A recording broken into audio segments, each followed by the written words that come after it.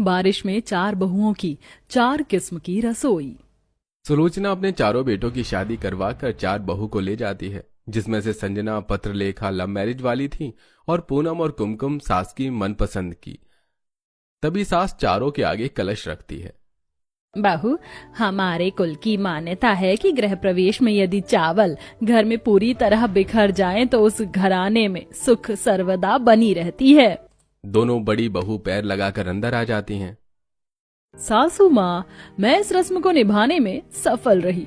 देखिए, मेरे कलश के राइज पूरे घर में फैले हैं। छोटी बहू, अब तुम दोनों की गृह प्रवेश की बारी है। जी माँ जी। दोनों बहू प्रणाम करके कलश के चावल हाथों से उड़ेलती हैं। क्षमा कीजिए माँ जी, लेकिन अनाज माँ अन्नपूर्णा का अंश है। जो अनाज परिवार का पेट भरता है, उसे पैर से गिराकर अनादर करना उचित नहीं लगा। सभी पड़ोसने कुमकुम पूनम के स्वभाव की तारीफ करती हैं।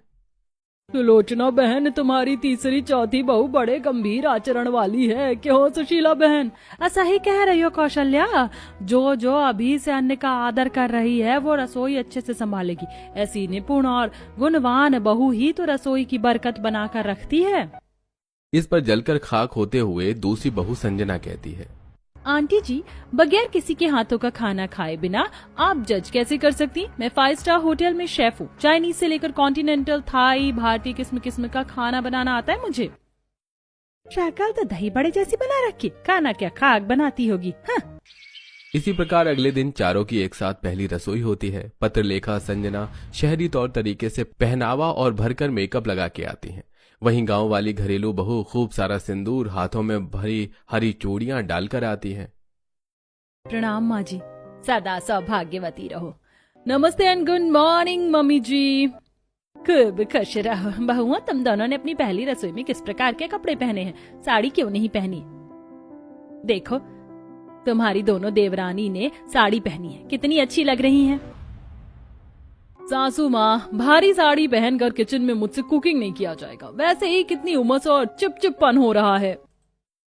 सासू माँ, आप तो फरमाइश कीजिए, खाने में क्या खाना है? बटर चिकन, फ्राई चिकन या तंदूरी चिकन, फिश या और कुछ? मांसाहारी खान पान का नाम सुनकर सुलोचना खींच कर कहती है, संजना बहू, पहली रसोई में मांसाहारी भोजन कौन बनाता है? भारतीय संस्कृति के हिसाब से पहली रसोई में सात्विक खाना पकता है। ऐसा करो, तुम मालपुआ बना लो। पत्रलेखा बहू, तुम बेसन के लड्डू बना लो। माँ जी, हम क्या बनाएं? बहू, तुम में से एक शीरा और हलवा कर लो, मंदिर में भोग भी चढ़ाया जाएगा। चारों बहू 4 किस्म के मीठे व्यंजन बनाने में लग जाती हैं, लेकिन रसोई में एक गैस चूल्हा होने की वजह से भिड़ंत मच जाती है। जेठानी जी, ये कढ़ाई चुपचाप से छोड़ दो। एक कढ़ाई पहले ले रखी है, मुझे मालपुआ बनाना है। देख नहीं सकती, मैं कढ़ाई में बेसन भून रही हूँ। इसमें चाशनी बनाना है, लड्डू बन जाएंगे तो ले लेना। चिंदी बराबर बेसन घोलने में ही तुमने बीरबल की खिचड़ी जितना टाइम ले लिया। पूरा दिन निपटा लोगी। जेठानी जी, आप दोनों का लफड़ा खत्म हो गया हो तो फटाफट से गैस चूल्हा खाली करो। कलेश की आवाज सुनकर सुलोचना रसोई में आती है, जहाँ चारों की किचकिच मची हुई थी। कढ़ाई का बेसन जलते देखकर सास गुस्से में गैस बंद करके, अरे तुम चारों ने रसोई को किस बात पर अखाड़ा बना रखा है? सासू माँ, ये जेठानी जी ही कब से कुत्ते बिल्ली की तरह लड़ रही हैं। एक गैस चूल्हा है, 4 लोग खाना बनाने को हैं। अरे तो दोनों बहू बारी बारी से बना लो। सासू माँ, इन दोनों के साथ चिकचिक करने से अच्छा मैं चूल्हा डालकर बना लूंगी। माँ जी, मुझे भी खाना बनाने के लिए अलग रसोई चाहिए। अरे तुम चारों 4 जगह चूल्हे जलाओगी तो पड़ोसने तरह तरह की बातें करेंगी। चारों में से किसी के कान पर सुलोचना की बात का जूं नहीं रेंगता। सुलोचना कुमकुम पूनम को खुले आंगन में लाकर स्टोव मिट्टी का चूल्हा देती है। पूनम बहू, ये लो 1 बोरी उपले और चूल्हा। कुमकुम बहू, इस गैलन के अंदर मिट्टी का तेल भरा हुआ है और ये रहा स्टोव, बनाओ खाना। माँ जी, मैं इस प्रकार से खुले में रसोई बनाकर खाना नहीं बना सकती हूँ, मेरे बस की नहीं है। संजना बहू, मैं तेरी व्यवस्था लगाती हूँ, मेरे साथ आ। सास दूसरी बहू को एक कोठरी में ले जाती है, जिसकी जमीन मिट्टी वाली थी।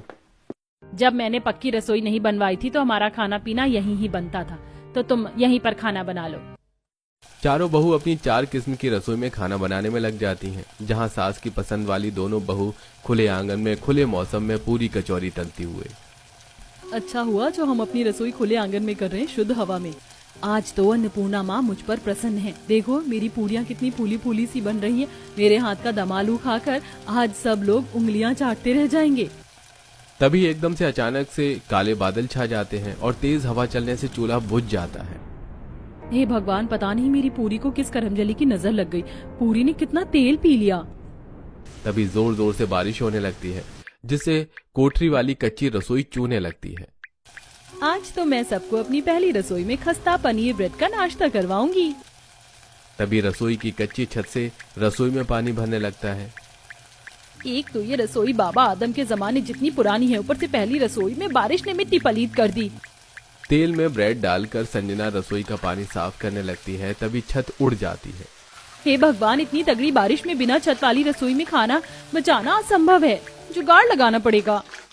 तभी आंगन में रखी लकड़ियों से संजना लकड़ी की सीढ़ी पर चढ़कर मजबूती से टिका देती है। इसी प्रकार दोनों गांव वाली बहू सिर पर बोरी ओढ़कर बारिश में खुली रसोई में खाना बनाती है, जबकि पत्रलेखा अपनी पक्की रसोई में बारिश एंजॉय करते हुए मालपुआ बना रही थी। उई मम्मी, इस मालपुआ की तो खाल निकल गई, बाकी का तो कचुम्बर निकल पड़ा है। अगर बाकी तीनों ने सबको अच्छा खाना खिला दिया और मैंने सबको ये परोसा तो मेरी नाक कट जाएगी। होटल से ऑर्डर कर लेती हूँ। पत्रलेखा होटल से बना बनाया खाना मंगाती है और कुछ देर में चारों खाना परोसती हैं।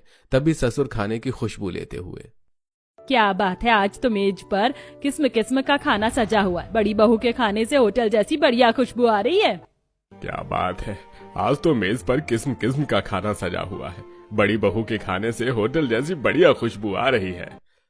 पापा डाइनिंग टेबल पर इतने किस्म की वैरायटी देखकर ऐसा लग रहा है जैसे हम किसी होटल में खाने बैठे हैं। आज तो दावत ही हो गई। ऊपर से आज कितनी अच्छी बारिश हो रही है। खाना शुरू करते हैं वरना ठंडा हो जाएगा। सारे सदस्य बारी बारी से चारों का खाना चखते हैं। तभी विवेक गुस्से में, इसमें कोई सा भी खाना खास नहीं बना। संजय, ये तुमने कैसे पनीर ब्रेड बनाए हैं? ऐसा लग रहा है जैसे पानी में से डुबकी मारकर निकला है। विवेक जी, अब रसोई से बारिश का पानी टपक रहा था तो मैं क्या करूं? कोई बात नहीं, आप सब मेरा आलू दम पूरी खाकर देखो। पूनम, तुम्हारी सब्जी पूरी में भी दम नहीं है, एकदम मुलायम सिले से बने हैं। तुम चारों ने 4 रसोई में 4 किस्म का खाना बनाया, लेकिन किसी का खाने का स्वाद नहीं बन पाया। यही खाना तुम चारों ने स्नेह प्रेम से मिलजुल कर बनाया होता तो सब खुशी से खाते। इतना अनाज व्यर्थ कर दिया, अब तुम चारों खाकर ही खत्म करोगी इसे। सास गुस्से में चारों को सुनाकर वहां से चली जाती है। चारों एक दूसरे में कमी निकालती हैं। तुम तीनों के कारण मेरी भी रिमांड लग गई। पता नहीं किस खेत की मूली हो, खाना बनाने नहीं आता। अरे कम से कम हमने बनाने की कोशिश तो की, आपने तो शॉर्टकट मारा और होटल से खाना ऑर्डर करवा लिया। अगर माँ जी को पता लग गई ना आपने क्या खिचड़ी पकाई है तो बताएंगी। बस बस देवरानी जी, बाल की खाल मत निकालो। चारों अपने अपनी रसोई समेटने में लग जाती हैं। समय गुजरने के साथ अब पूरी तरह बरसातें लग जाती हैं।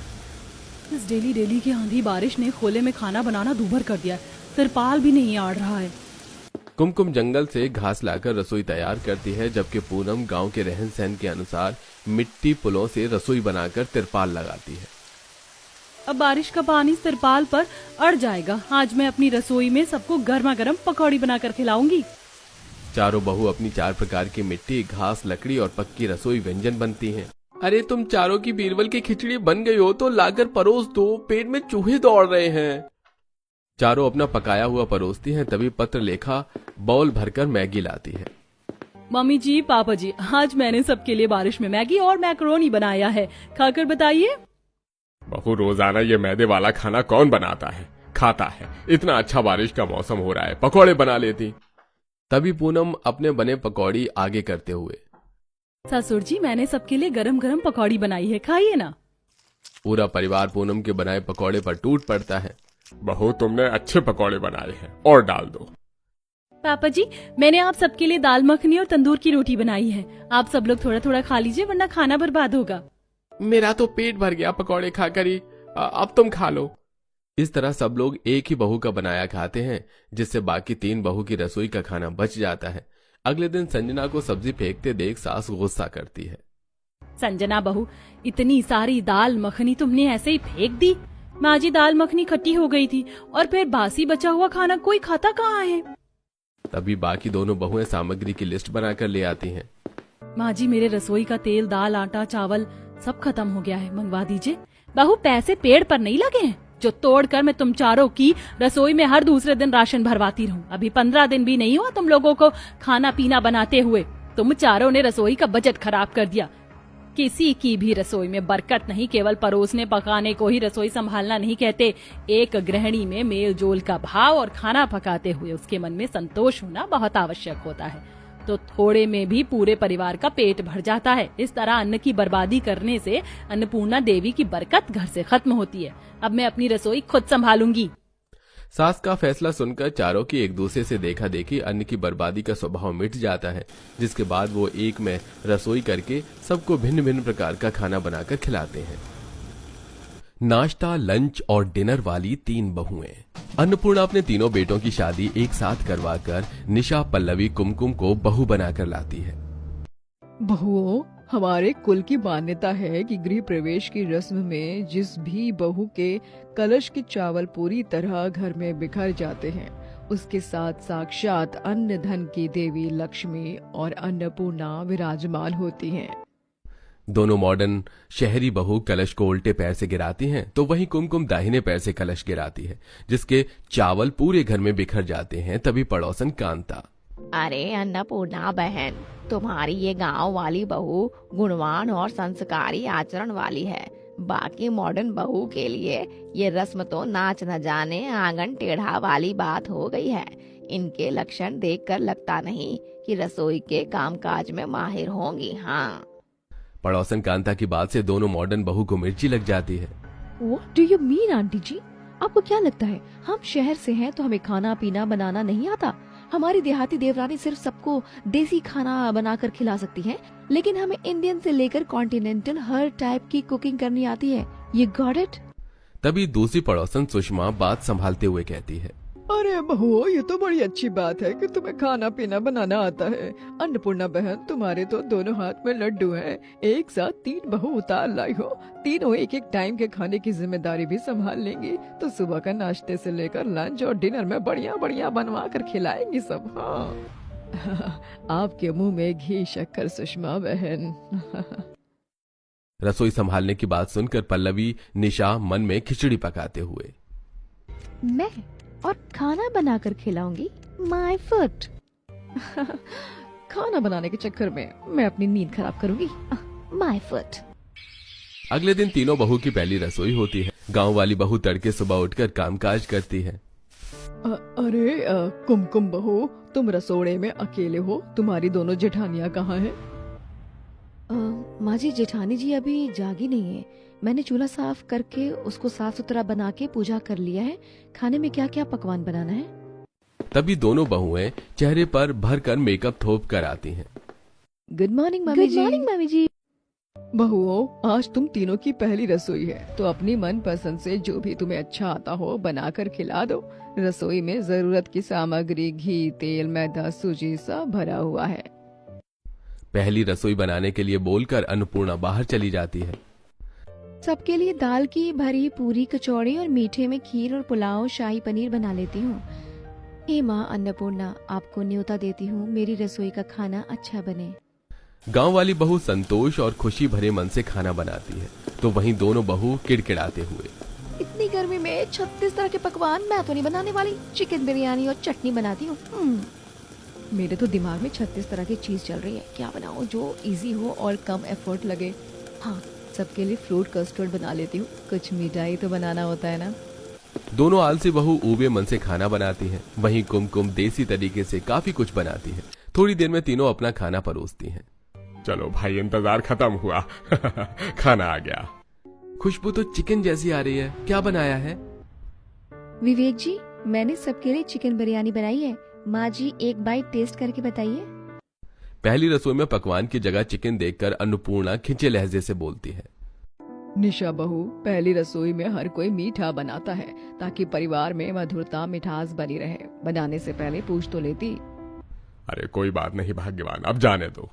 पूरा परिवार सबका बनाया खाना खाते हैं। तभी पल्लवी पूछती है, माँ जी, फ्रूट कस्टर्ड कैसा बना है?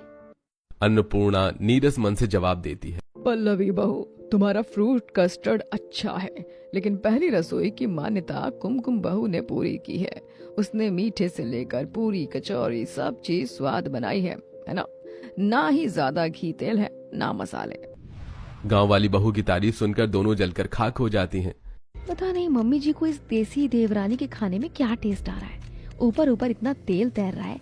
आज से नाश्ता लंच डिनर सब कुछ यही बनाएगी। हाँ। जलन के चलते दोनों बहू रसोई के तीनों टाइम के खाने में कभी हाथ नहीं बटाती। 2-4 दिन गुजर जाते हैं। एक दिन रात में डिनर के टाइम। रात के 10 बज चुके हैं, अभी तक डिनर नहीं आया। फिर सुबह ऑफिस के लिए उठने में लेट होता आता है। अन्नपूर्णा मेज से उठकर रसोई घर में जाती है, जहां कुमकुम अकेले बनाने में जुटी थी। बहू, बाकी दोनों बहू कहाँ हैं, जो कि तुम अकेले डिनर बना रही हो? माँ जी मैं बना लूंगी ना, जाने दीजिए। भड़कते हुए अन्नपूर्णा दोनों को बुलाती है। पल्लवी बहू, निशा बहू, जल्दी से यहाँ आओ। जी सासू माँ, आपने बुलाया? रसोई का तीनों टाइम का कोटा अकेले संभालने का जिम्मा क्या कुमकुम बहू का है? तुम दोनों सारा दिन कमरे में बैठकर मक्खी मारती हो क्या? या तो तुम दोनों अपने हिसाब से एक टाइम का खाना बनाने का चुन लो, या मुझे तुम तीनों में रसोई का काम बांटना पड़ेगा। किसी एक पर भार डालना उचित नहीं है। तभी दोनों चालाक बहुएं चाल पट्टी खेलते हुए। माँ जी, नाश्ता तो कुमकुम बनाती है, मैं दोपहर का लंच बना लूंगी। तो फिर रात का डिनर मेरी तरफ से डन है, मैं बना लूंगी। तीनों बहू के बीच 3 टाइम का नाश्ता लंच डिनर बनाने की जिम्मेदारी बांट दी जाती है। बेचारी कुमकुम तड़के सुबह 5 बजे उठकर नाश्ते की तैयारी करती है। फटाफट से चाय चढ़ाकर पराठे के लिए आटा गूंद लेती हूँ, फिर सब्जी काटकर छौंक दूंगी। तभी बर्तन के खड़के से सो रही दोनों बहू खिचखिच करती हैं। हे भगवान, इतनी तड़के सुबह में बर्तन बजाना चालू कर दिया। इस देवरानी को भी तड़के सुबह ही किचन में लगना था। अच्छी खासी नींद आई थी, कबाब में हड्डी बन गई। सुबह के 8 बजे तक बहू खाने की मेज पर तरह तरह का नाश्ता लगा देती है। पूरा परिवार नहा धोकर खाने के लिए हाजिर हो जाता है। वाह भाई वाह, कितना बढ़िया नाश्ता खाकर मन प्रसन्न हो गया। बहू, थोड़े पराठे और आलू की कचौड़ी और देना। अजी, आज पूरी पराठे से ही पेट भर लोगे क्या? तेल वाली पूरी है, नुकसान करेगी। सादी रोटी भी तो रखी है, खा लो। माँ जी, ये पराठे पूरी नुकसान नहीं करेगी, क्योंकि मैंने शुद्ध घी में बनाया है। बहू, शहर में कहाँ असली घी मिलता है? माँ जी, मैंने दूध की मलाई बटोर कर उससे घी निकाला था। अब आप घी खरीद के मत लाइएगा, मैं घर पर बना लूंगी। गांव वाली बहू के कम खर्चे में रसोई चलाने के सलीके से अन्नपूर्णा खुश होती है। देखते देखते दोपहर के खाने का टाइम हो जाता है। तभी पल्लवी फोन चलाते हुए। हे भगवान, फोन चलाने के चक्कर में मैं तो भूल गई, मुझे दोपहर का लंच बनाना था। पल्लवी फोन रखकर फटाफट से रसोई में आती है। तभी अन्नपूर्णा धमक जाती है। बहू, दोपहर के खाने का टाइम हो गया है। अब तो खाना बनाना चालू करेगी तो खिलाएगी कब? ओह माय गॉड, ये सासू माँ भी ना कितना कचर कचर बोलती हैं। सासू माँ, मुझे बस आधा घंटा दे दीजिए, मैं लंच बना लूंगी। अन्नपूर्णा किचन से चली जाती है। तभी पल्लवी दराज में से पास्ते का डिब्बा उतारती है। वाओ, हो गया जुगाड़। फटाफट से सबके लिए व्हाइट सॉस पास्ता बनाकर सर्व कर देती हूँ। इतने घमस में कौन खाएगा? कौन ही खाना खाएगा यार। कुछ देर में पल्लवी कच्चा पक्का पास्ता बनाकर लंच में परोस देती है, जिससे सबका मुंह बन जाता है। अरे बहू, आज क्या तू लंच में सबको मैदा खिलाएगी? रोटी सब्जी नहीं बनाई क्या? पापा जी, आप लोगों ने इतना हैवी नाश्ता खाया था, इसीलिए मैंने सोचा लंच में हल्का बना दूं। बेमन से पूरा परिवार पास्ता खाता है, मगर किसी का पेट नहीं भरता। वहीं तीसरी बहू रात के डिनर में दाल चावल परोसती है। सासू माँ, ससुर जी, आज मैंने सबके लिए डिनर में दाल फ्राई और जीरा राइस बनाया है, खाइए। चावल देखकर तीनों भाई गुस्से से चिड़चिड़ करते हुए। निशा, तुम्हें तो रोटी बनाने में पहाड़ टूट रहा था, जो चावल दाल उबाल कर रख दिए। एक तो वैसे ही लंच खाकर पेट नहीं भरा था और डिनर में दाल चावल बनाकर रख दिया। ये तो 1-2 घंटे में पच जाएगा। हद है। अरे दोपहर में लंच मैंने थोड़े बनाया था, जो आप लोग मुझ पर दाना पानी लेकर चढ़ रहे हैं। आदर्श विवेक रहने दो बेटा, इनको तो बस निपटाने वाला खाना बनाना था। बस कुमकुम बहू के नाश्ते से ही हमारा पेट भरा था आज तो। कुमकुम के नाश्ते की तारीफ सुनकर दोनों बहू फिर जल भुन जाती हैं। ये 2 कौड़ी की गांव वाली देवरानी का बनाया नाश्ता माँ जी को ज्यादा ही मक्खन लग रहा है, और हमारे बनाए लंच डिनर में इनको नुस्ख निकालना है। जल भुन कर दोनों बहुएं अब कुमकुम के बनाए नाश्ते को अक्सर नमक मिर्च बढ़ाकर खराब करती हैं। वहीं लंच डिनर में कभी मैगी, बर्गर, ब्रेड और होटल से खाना मंगवा लेती हैं, जिस पर सास टोकती है। बहुओं, तुम दोनों ने लंच और डिनर में होटल का खाना खरीद कर बचत के पैसे खर्च करने की ठान रखी है। अरे तुम्हारी देवरानी तड़के सुबह उठकर इतना नाश्ता तैयार करती है, सीखो उससे कुछ। बस माँ जी बस, जब देखो आप हमेशा अपने गांव वाली बहू के खाने का गुणगान करती रहती हैं। जब हमारा बनाया खाना आप लोगों को कच्चा पक्का लगता है और पसंद ही नहीं आता तो हम किस लिए बनाएं?